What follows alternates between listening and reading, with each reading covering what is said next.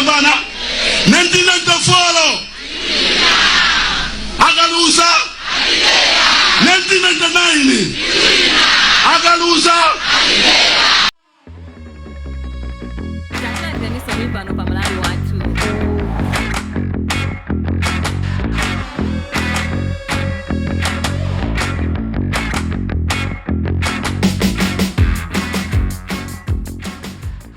Malawi watu tukupasani drama imene umachitika ku parliament yathu ya Malawi.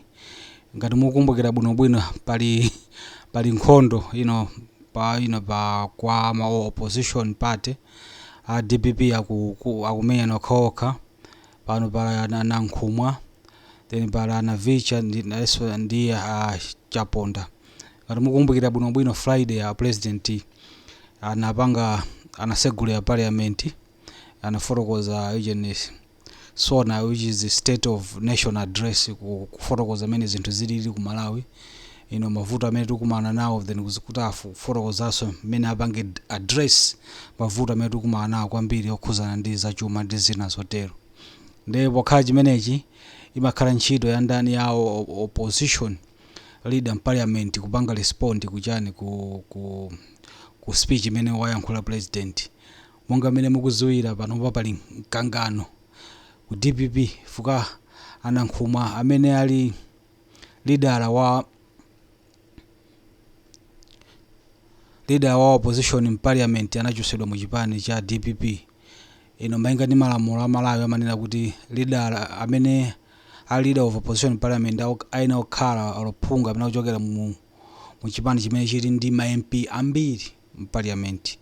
Koma poti Anayankhula achosedwa mu DPP then nkhani ilipo imene koma Anayankhula akadalibe leader of opposition facha nkhaniso imene iso ku court, injunction imene ili ku court. So nkhani ilipo ndi apapa Navitcha amene anasankhidwa ndi DPP kukhala ngati leader of opposition in parliament akuyankhulira panja pa parliament ngati tukumbukira bwino zulo anathamangisidwa ndi ma MP ena I think 23 or so ndi pano pasangalo yesu in parliament for 2 days or so. Ndi pano akuyankhula panja kupanga respond ku SONA speech imene anapanga ndani ya president Chakwera. Ndi ikhala ngati alternative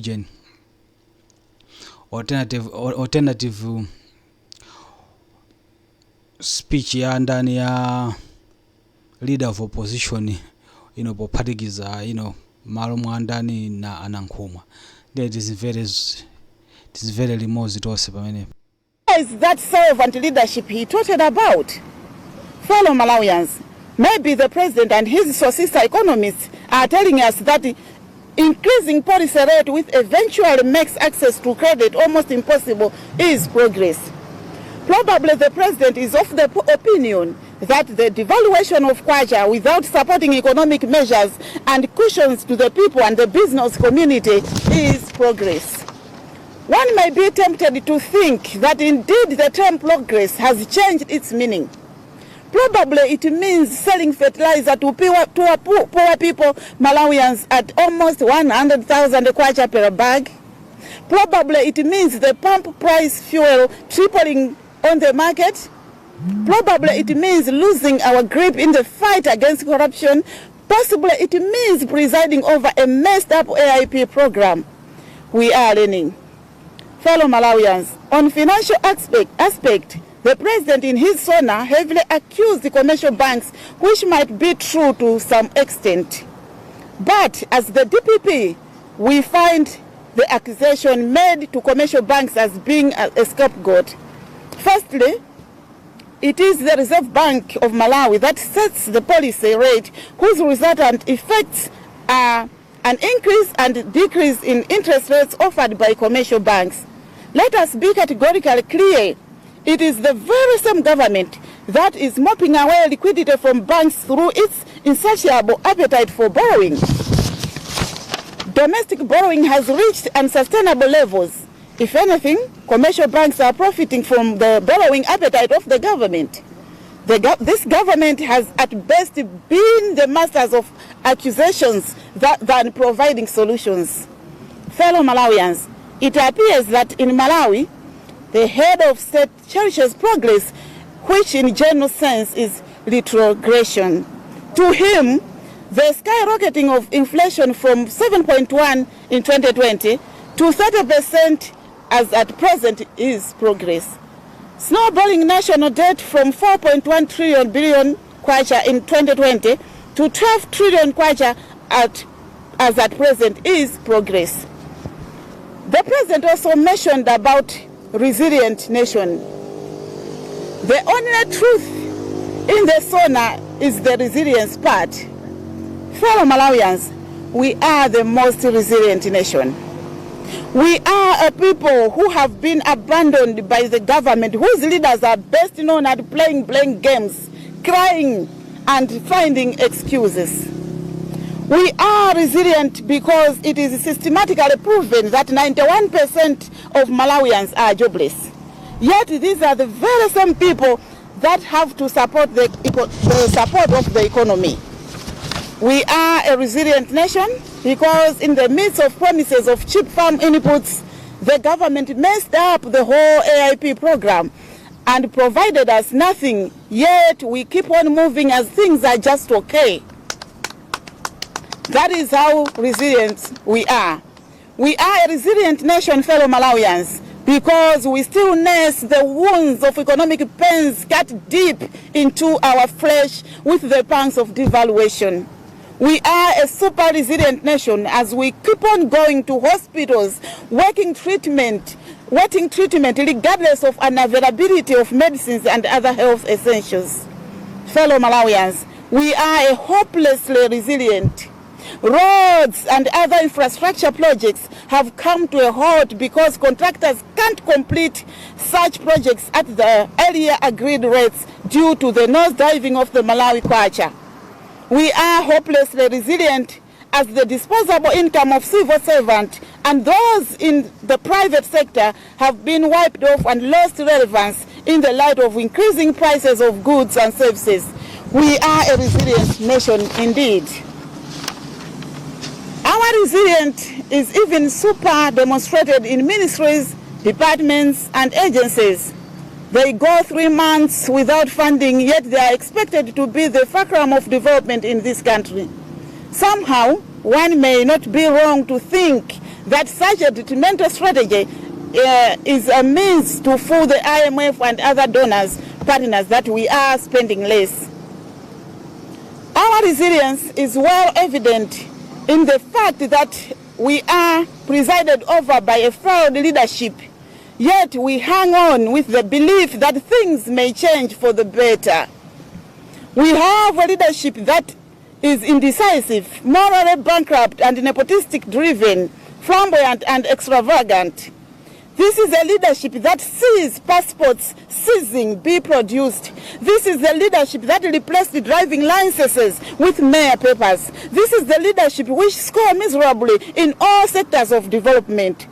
Malawians are the most resilient people on earth to withstand incompetent leadership.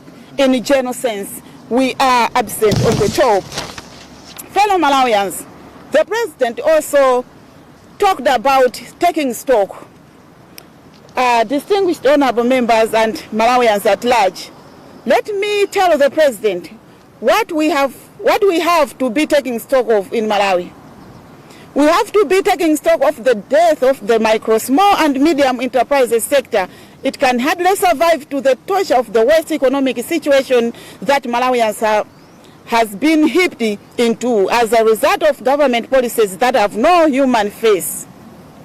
In the SONA, the president told this house that MVAC report indicates that in the 2023-2024 consumption year, as estimated 4.5 million, will be food insecure. The president should know that this figure is 2.8 million higher compared to 1.6 million in 2020. This means that during the 3 years he has been running this country, the president and his government has made 2.8 Malawians to be food insecure. This is what we need to take stock. We have to be taking stock of the increase in the number of children that are withdrawing from schools as their parents cannot afford school fees. All this is the administration of the professed servant leadership model that is only good at flamboyant language with nothing be replicated on the ground. We have to be taking stock of the closure of some industries and that their resultant effect on the survival of the common man as well as revenue generation. We have to be taking stock of punitive taxation regime being implemented than is even driving the second-hand car business into oblivion.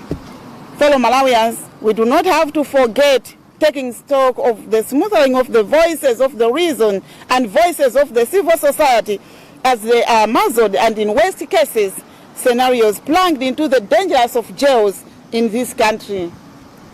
We are indeed taking stock of 1 million+ jobs said we are to have been created through in an illusionary world of the president. We are creating 1 million+ jobs through shipping our productive youth to Israel to work in farms. At the time, we are toying with the idea of mega farms. We are taking stock indeed. We are taking stock of the mining industry, which is on its deathbed. There is nothing good to write about. We are taking stock of the wounded and bruised manufacturing industry that is about to completely die. We are one of the few countries on earth who up to this day continue to import toothpicks and tissues. We will never forget taking stock of how ravaging and unsustainable economic environment in pushing people to unorthodox solutions, including suicides. Police records are loud and clear. In the past 5 years, suicide cases in Malawi have jumped from 128 in 2018 to 292 last year. The current suicide rate is 11.6 per 100,000 people, higher than the global average of 10.5 per 100,000 people. Fellow Malawians, my colleagues, we should not forget, and I repeat, we should not forget taking stock on that our president is the world's most traveled president in a calendar year. President from a poverty-stricken country on earth has clocked many hours than any other developed country's presidents. And what we have achieved from all the conferences, meetings and summits, nothing, absolutely nothing. If anything, we have wasted our little resources. Fellow Malawians, we are well aware that the president and his party are desperate to show any sign of progress in respect of the national development. Let us give them a simple lesson. Just complete the many amazing projects that the DPP regime planned, funded and started when it was in power. Road projects, school projects, and many others. Malawians have been lied to by this regime for too long. We can no longer keep our lied to keep. We can no longer. Sorry. Time for taking Malawians for granted is gone. Time for taking civil servants for granted is gone. Let the president know that even university students at the university that God loved most, University of Malawi, Mubas, who has Zuni, Masti, Catholic University, and all other private universities. Otenga civil servant for granted bamene bwana ngane ovo yosekesa kwambiri kwa so a DPP memnali so mboma so muma atenga so a civil servant for granted kwambiri aziphuzisi awawa MCP na also awubanga so chimozi nde amene azatuze zoona zake ndani kunikweni. And colleges are not ready to take up some sugar-coated lies. Time for taking them for granted is gone. Time for taking DPP for granted is gone. It is not lost on me. It is not lost on you, fellow honorable members. It is not lost on the common man, neither any Malawian out there, that as we have one more SONA in front of us prior to elections, this level of desperation by the incumbent regime will reach higher proportions. Malawians have learnt the hard way and painful way, and that the bleeding agony in our hearts is far from healing. Fellow Malawians, innocent Malawians were used as pawns for Tonse Alliance to transcend into corridors of power, and people have now realized that they were sold a dummy. We lost, at this moment, fellow Malawians, we have lost a nation. We lost dreams. We lost even the much-touted directions to the so-called Canaan that was promised, and I'm afraid even the president seems have lost the compass. We are only transfixed at the next election so that we dispatch this cruelest regime and replace it with leadership that is people-centered and development conscious. Let me briefly comment on the local government unity culture and culture. Just like any other sector reports, the SONA skates around real issues in the cross-cutting sector.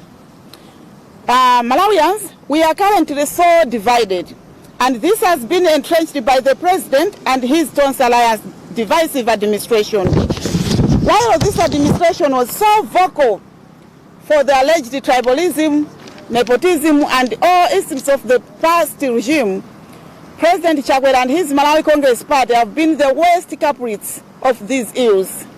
The president and the Malawi Congress Party have even disappointed their alliance partners. We are all aware. The president talks unity, and yet he aligns himself and his administration to only those considered kwacha. What we have in this country today, hani imene ya nepotism sizatheka ku Malawi fuka a DPP nawo samapanga zimenezi, apa MCP nawo samapanga zimenezi, nde wina aliyense amene angalowe basi amangokokera kuti wakwathu sizatheka. Apa pa DPP mukanena MCP nanunso mapanga zomwezo, MCP apa nawo sapanganso zomwezo, UDF nawo sankapanga zomwezo, ndangathandize ndi ndani SONA? is the concept of this is our time. Ndinthawi yathu ino. As a result, the president launched the most aggressive campaign of purging out all those that are on his tribe and region. He christened his ethnic cleansing campaign as clearing the rubble. It did not matter whether one was a performer or not, as long as they were not of the Hawaiian origin. They were taken out. The irony, though, it is that while the government engaged in his purging of public servants, a recruitment spree for those that were considered their time was in full throttle, irregularly placing people in various positions irrespective of whether they are qualified or not, to the extent that some Tawa DPP zimachitikaso, mene mukuyankhula nunso mapangaso zimenezi. Zimene mapanga MCP panopa, so ndizoti mukuyankhula ziyani. Fuka zimene mapanga inu, zimene akupanga, anangokopera zimene mapanga inu yapapa.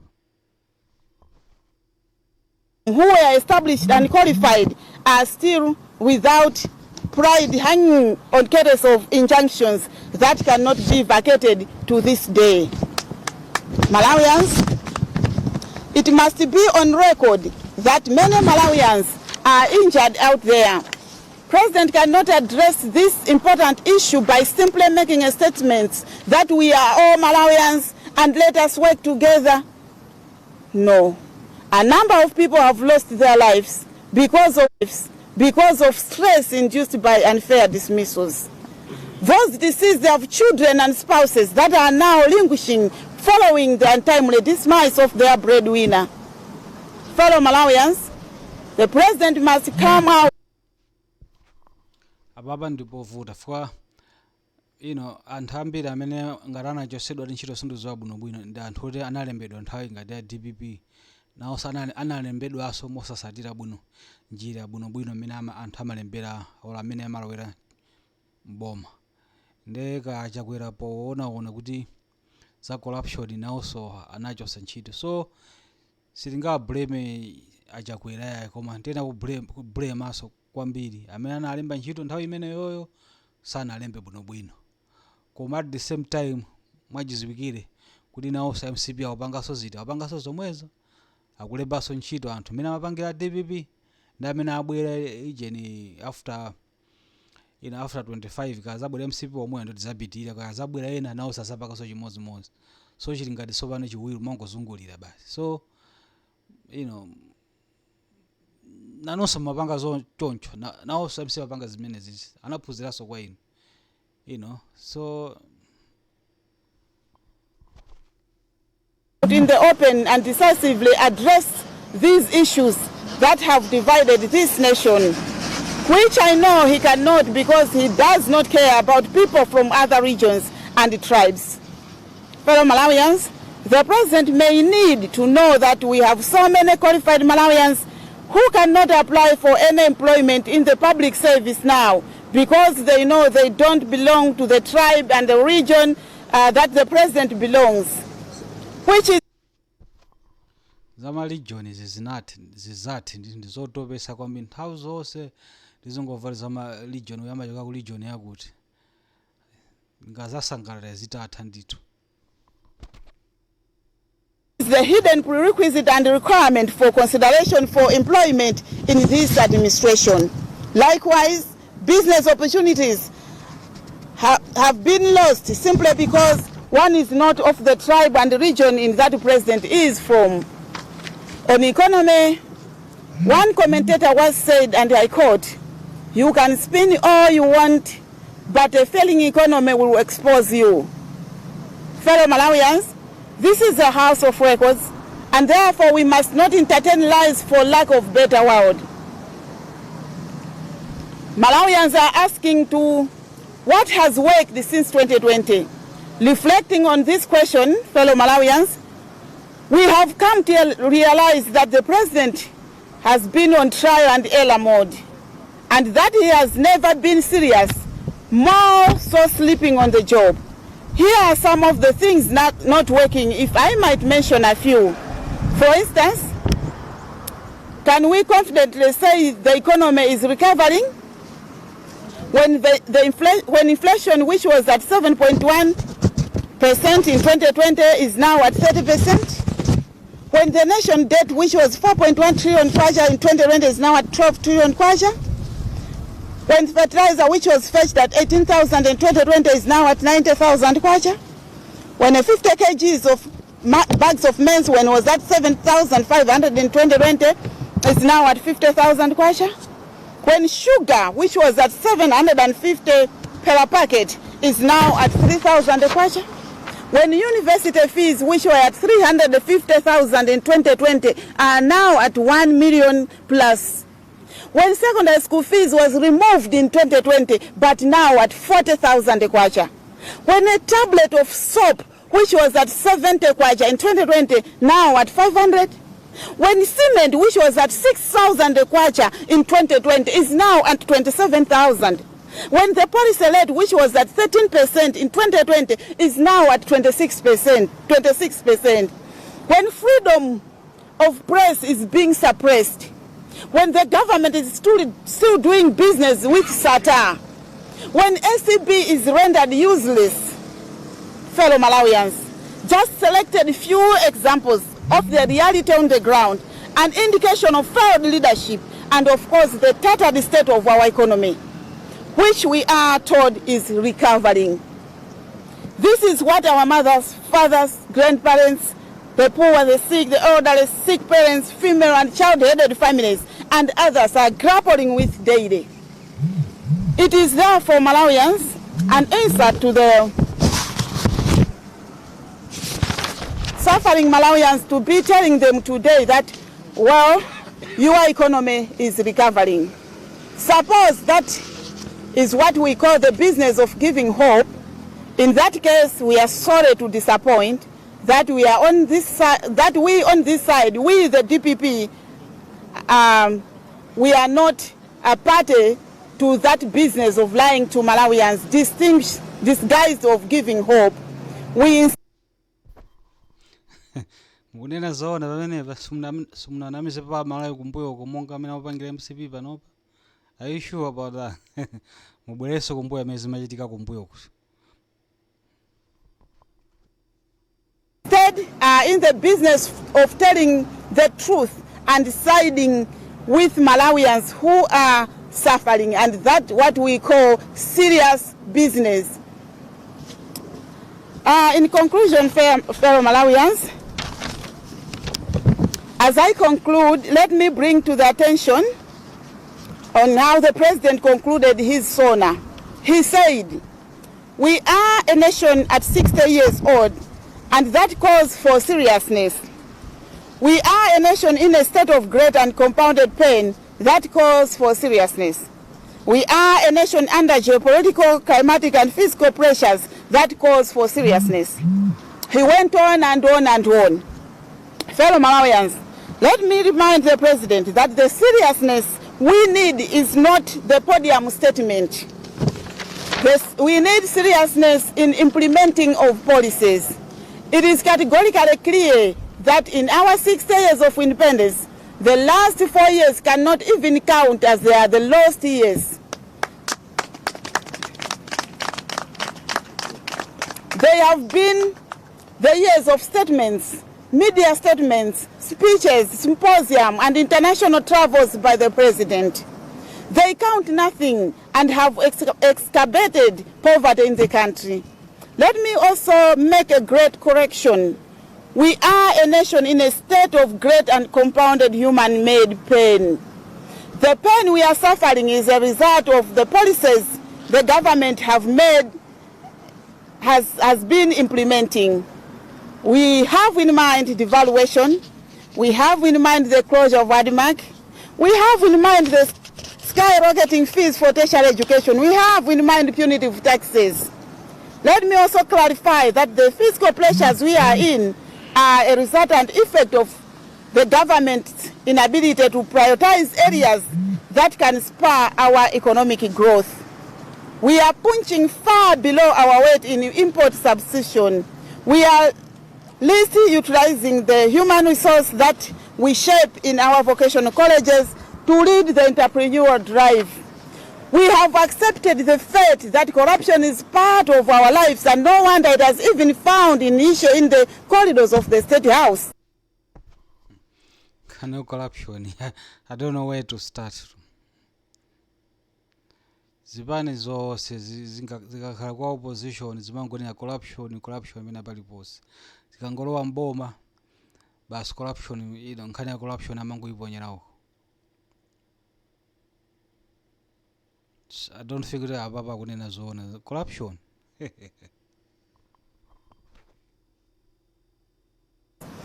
But as Malawians, we are determined now to rise beyond chaos of economic mismanagement we have been subjected to by the incumbent regime.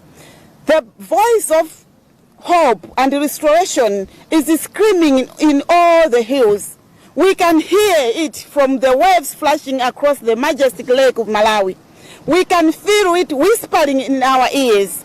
It is simply saying, we have suffered enough on the past 4 years. And we have 1 more year to endure. We are comforted, however, that APM is coming back. The voice of people is the voice of God. APM akubwera sweat. People are screaming and calling for APM to come back. Akabaza are echoing the same voice. Small-scale business people that survive on selling 10,000 at gender are singing the same chorus. Irish potato sellers at Tsangano are singing the same song. Go to the length and breadth of this country, people are chanting APM's national rescue come back. BU at Nantombos, Molele, Solgen, Kunene Kuden Sundwe, Malindi, Makanjira, Milepa, Chikuli, Bwengu, just to mention a few. People, who are we to say no to the voice of people? Who are we to say no to Malawians? There is no single doubt whatsoever that APM is coming back to rescue the country from years of economic stagnation and misrule. Fellow members, zakhala zovuta ndithu adada za azaichose Malawi pamene ilipo panopa izakhapo ntchito yayikulu kwambiri ngati angazakwanise ndakayika enewe ndikuwafunira zabwino zonse. And Malawians at large, I thank you for your attention.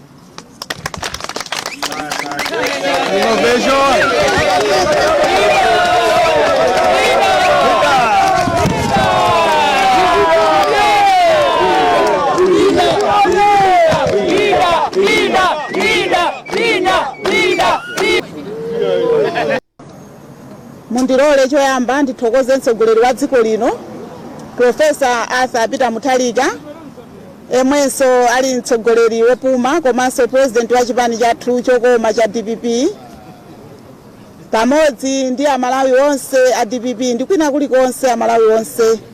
Tithokoze mtsogoleriyu chifukwa chondipatsa mwayi kuti ndikhoza kutsogolera gulu la phungu a nyumba ya malamulo kumbali yotsutsa boma.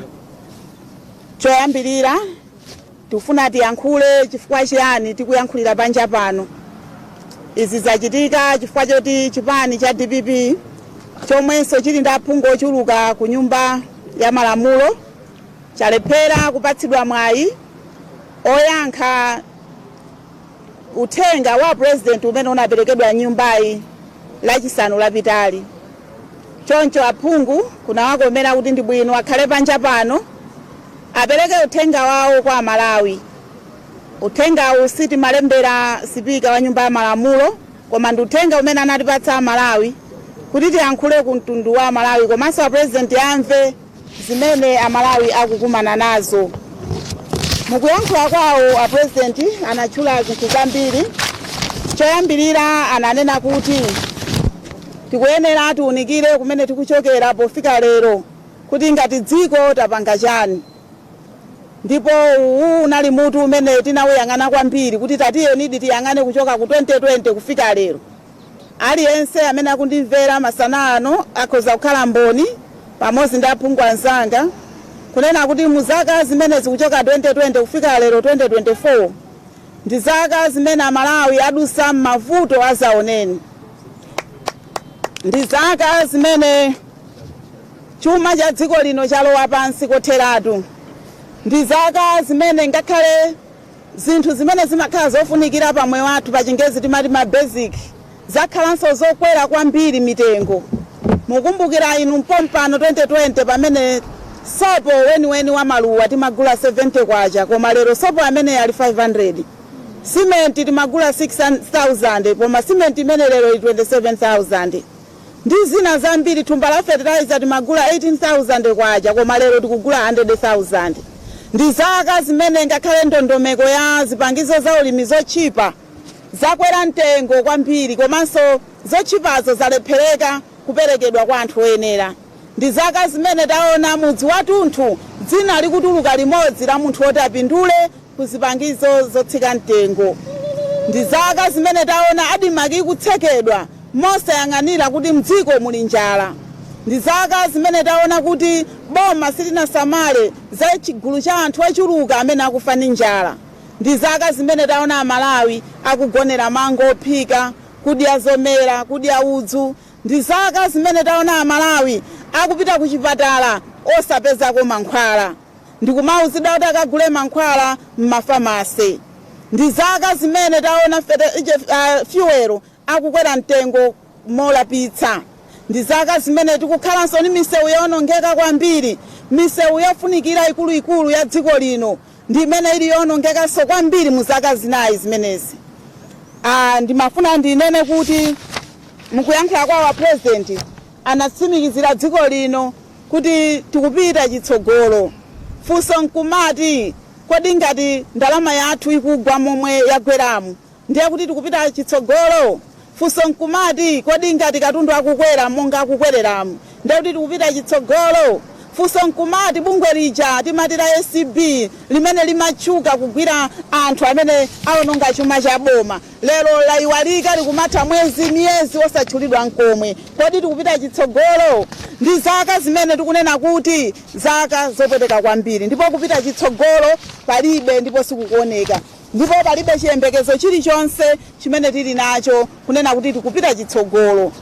A president iso mkuyankhula kwawo anakamba kunena kuti ndi nthawi imene akupempha mtundu wa Malawi kuti upirire kumavuto amene tikukumana kuzowawa zimene tikudutsamo.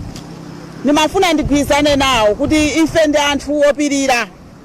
Amalawi ndi anthu opirira. Amalawi tidazolowera kupirira. Ndipo muzaka zinayi zimene za Malawi apirira. Kupirira kumabala opweteka amene abwera ndi boma la MCP. Kupirira kuzowawa zimene zabweretsa boma ili. Tikupirira ndipo tikhala opirira. Koma kupirira kwathu kuli ndi chiyembekezo. Chifukwa 2025 tikukonzanso zinthu. Pamene tikuchotsa boma ili ndikuyika boma lina la DPP. Boma limene limapereka chitukuko. Boma limene limaganizira anthu ake. Nkhani ya njala imene tikukamba pano DPP imakhala ili patsogolo kuonetsetsa kuti mtundu wa Malawi uli ndi chakudya chokwanira. Choncho Malawi akupirira. Ngakhale kuti tikupirira kumabala ovuta kupola koma tipirirabe poti tidasolowera kupirira. Koma 2025 kupirira ukusitikwanisanso. Komanso mu speech imene ya president anayankhula zambiri ndithu zokoma. Zambiri zooneka zotyakuka koma kuti muyang'ane muzaka zimenezi ndi muzakanso zimene takhala tikulandira masipichi abwino. Masipichi otyakuka kuchoka mu 2020 kufika 2024. Mkatikati mwa masipichi amenewo ndi pamene Amalawi so kukumana ndi zopweteka kwambiri. Funso nkumati kodi zimene tikuyankhulazi ndi zimene tikuchita. Zikuoneka kuti tikuyankhula zina kunja kuti kuchita zina. Amalawi munthu weruzire mulandu wanga masanano. Kunena kuti zimene akuyankhula president kuti dziko lino likuyenda bwino. Chakudya mukulandira chimanga mudzi ndi mudzi. Fertilizer mukulandira mudzi ndi mudzi. Akuti kwacha yanu ili bwino. Akuti tikupita chitsogolo. Akuti dziko lino la sintha zinthu Amalawi muweruze mulandu wanga. Kuti zinthu zikuyenda bwino. Achinyamata athu ma university akuchotsedwa sukulu. Fees yakwera kwambiri kufika ku 1 million. Kuli makolo ena sanagwire polo 1 million chibadwire akaitenga kuti. Tikuona ana amasiya kuvutika makolo analogwira ntchito mboma. Boma likulephera kumatha zaka zingapo kulephera kupereka magraduate ana amakolo awo kuti ana aja apite ku sukulu. Tikatero ndi kuti tupite chitsogolo ine ndikudabwa nawo president athu kuti kodali dziko lomwe lino kapena adatulukamwe akumayankhulira ali kwina kwake. Kapena tineno wazungulira kuti akuwapasa uphungu olakwika. Koma tsiku lina ndichite koti mawu amene anayankhula wachiwiri wa dziko lino Dr. Saulos Chilima ananena kuti kodi mukamati anthu akusokoneza president iye ubongo wake umakhala uli kuti. Ndiye lero sitikufuna kuchita blame nduna kapena anthu ozungulira president kuti akumulakwitsa. Chifukwa president paokha nawonso ndi munthu. Ululu amauva kulira kwa Malawi anayenera akumve. Mavuto amene tikumana nawo anayenera atimvetsere. Koma zonsezo sizikumveka. Choncho ife chipani cha DPP tili wokonzeka kukonzanso dziko lino. Chimene tikungothokoza ndi choti ma project onse amene tinasiya dziko muno. Boma ili likuyesesa kukankha ngakhale kuti likukankha ma project wo ndikuwatenga kuti ndi awo. Nsewu wa interchange pano akuti ya ndi wawo. 66 secondary schools zimene zimalandira funding ndi USAID akuti ndi zawo. Nyumba za polisi zimene tinasiya kale ndalama zilipo akuti ndi project yawo. Ife tikuti ayi umatha kulera mwana opeza. Koma mayi ndi amene amaziwa mwini mwana kuti mwanayu ngwawo. Ndiye izi sitikuzidandaula timalizireni zitikukozo tikubwera 2025 kuti timalize patsalapo tipitirize kuti Amalawi aone kuwala. Ndi mawu amene wandithokozena Amalawi anzanga tiyeni tipirire posachedwa chipulumutso chathu chikubwera zikomo. Tiende pamozi ndi mtima umodzi. Tiende pamozi ndi mtima umodzi. Tiende pamozi ndi mtima umodzi.